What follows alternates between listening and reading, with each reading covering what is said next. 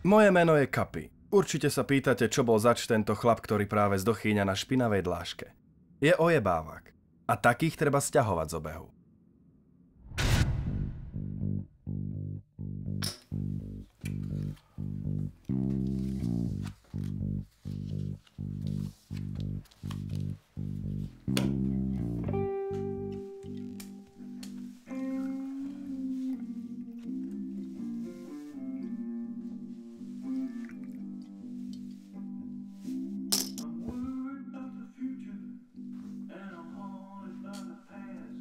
Jebuž na to.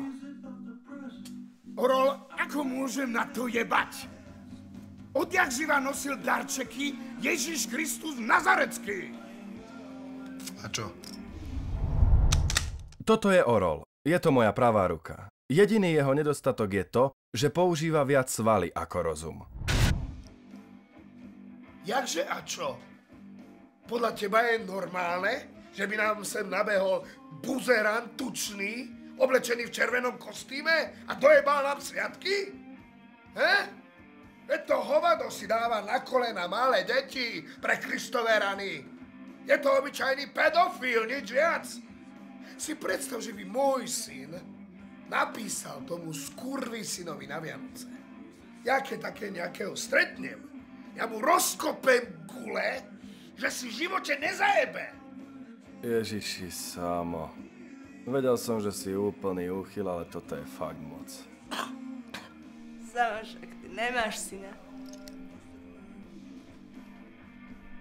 A to kurva, čo si tým chcela povedať? Že som neplodný? To si tým chcela povedať? Že mám nefunkčné tak? Kurva ženská, čo robíš? Prepáč, Samo. Keď nevieš fajčiť kokoty, tak mi choď ubaliť brko. Prepáč, Samo. Mne tu bude. Ty si tak blbá, však si robím piču! Chod do piče! Toto je Samo, vodca našej partie. Je fajn chlapík, akurát má zničené nervy. Stačí malý záchvat a bum. Ste v totálnej riti.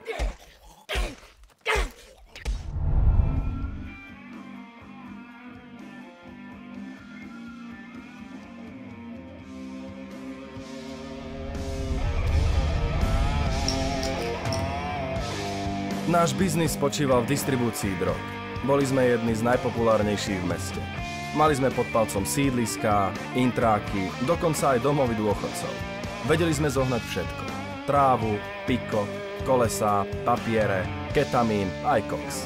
Za dobré peniaze, dobrý matroš. To bolo naše heslo. A ľudia si to vážili. Fízlom sme občas podhodili dobrý tip a za to si nás nevšímali. Boli sme féroví, no prísni. Ak sa s nami niekto snažil vyjebať, vyriešili sme to po svojom. Chystali sme veľkú akciu, najväčšiu za posledné roky.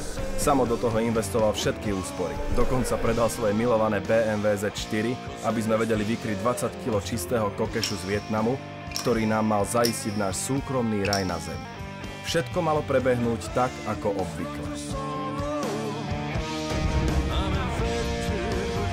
Ako prvému vždy voláme Maďarovi.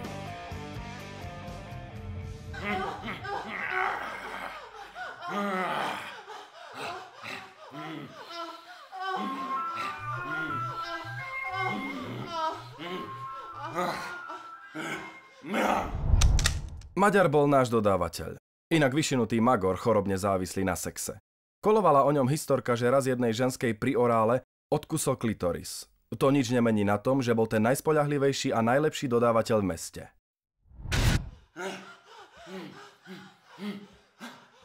Dobre, o pol hodinu tam, kde vždy.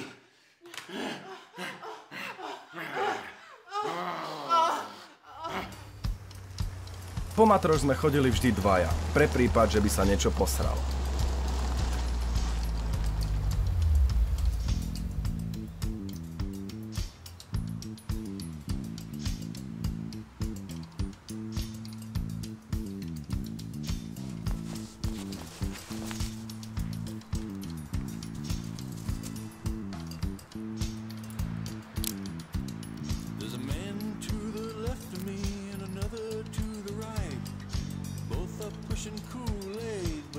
for cyanide.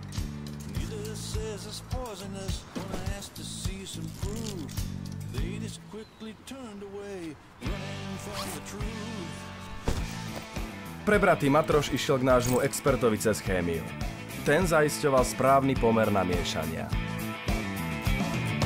One says he's conservative with Jesus on his side. The other says he's on the left and the left is always right. But they have much in common. One thing they'll always do: contaminate the evidence while running from the truth.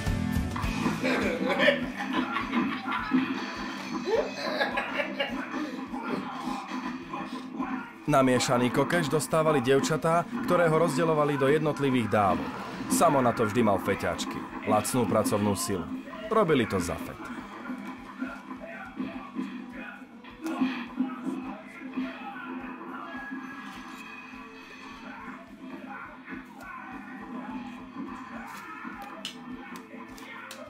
Keď bolo všetko pripravené, mohli sme sa pustiť do našej obľúbenej činnosti. Distribúcie. Brali od nás všetci, počínajú s hercami,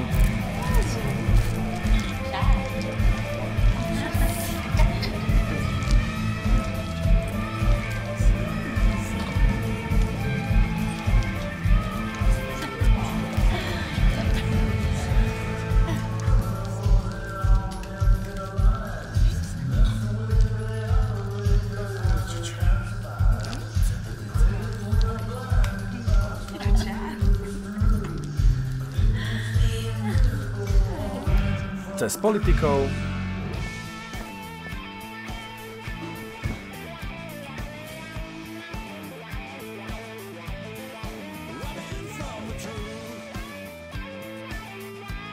až po bežných užívateľov.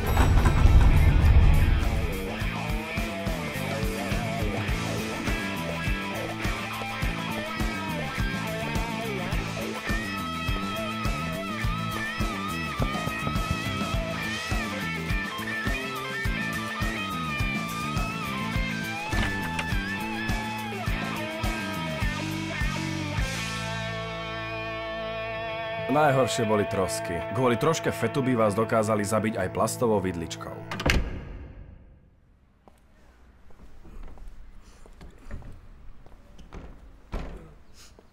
Kapi! Nej. Jasné, to nebude žiadny problém. No. Áno, áno. Kapi! Daj na to dej! Pál do piče! Sorry. No. Kapi, no! Prepáč. Však daj na Tak ukáž, čo máš. dej. To si snad robíš piču. To snad není možné. Hej. Kapi, na čo? Uma jebne. Ukáž. Piče. Tu máš a nech ťa tu už nikdy viac nevidím, kurva. Díky, Kapi. Fakt díky.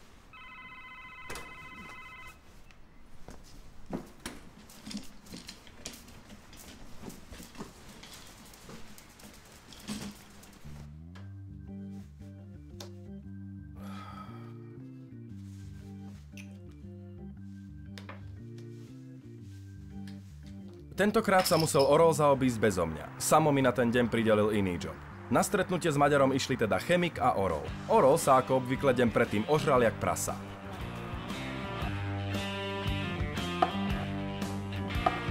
Keďže jeho pankreas bol ako sušená slivka, behal srať každých pár minút. Akurát vtedy to na neho došlo. Bol preč iba 2 skurvené minúty, no keď sa vrátil, všetci tam ležali načisto stuhnutí. Boli mŕtvi. Niekto ich postrieľal. No čo bolo ešte horšie zistenie, zmizli prachy aj kokain. Boli sme v úplnej prdeli. Samo z toho načisto zošalel. Stratil všetko, čo mal.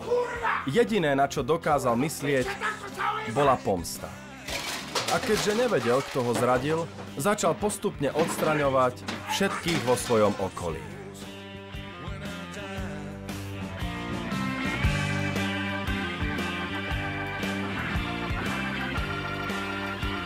Bolo len otázkou času, kedy príde rad aj na mňa.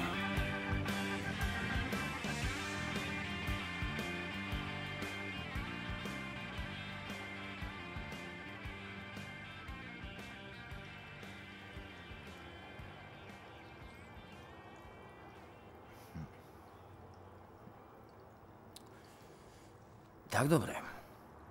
Ale povedzte mi, prečo mi to tu rozprávate? Mohli ste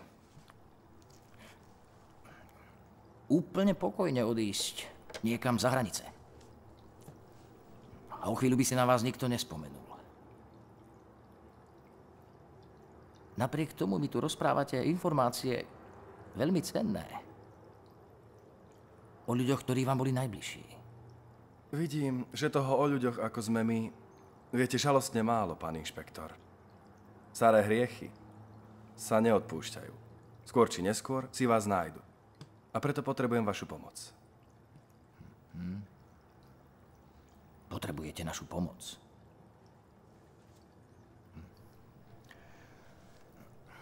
Tak mi povedzte, kde sú peniaze a kokain? Ale na to ste tu predsa vy.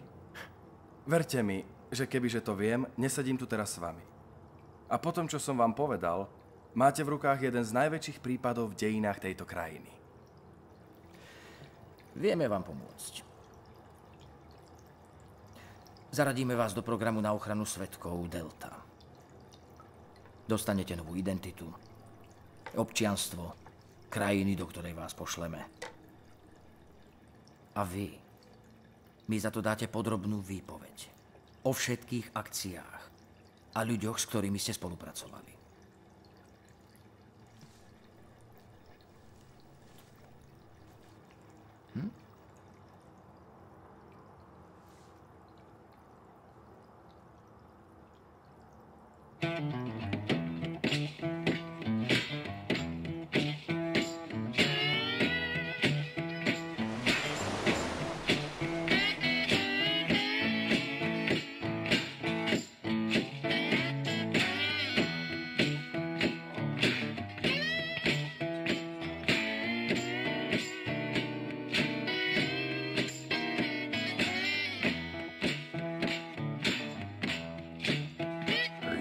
Skeletons in your closet.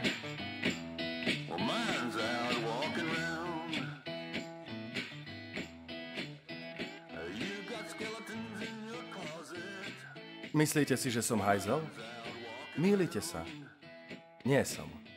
Som ten najväčší, najvyjebanejší a najodpornejší skurvysyn, akého ste kedy stretli. A preto ma budete milovať. They'll be hanging around the city hall. The rumors start to fly. Before I can explain it, I got nothing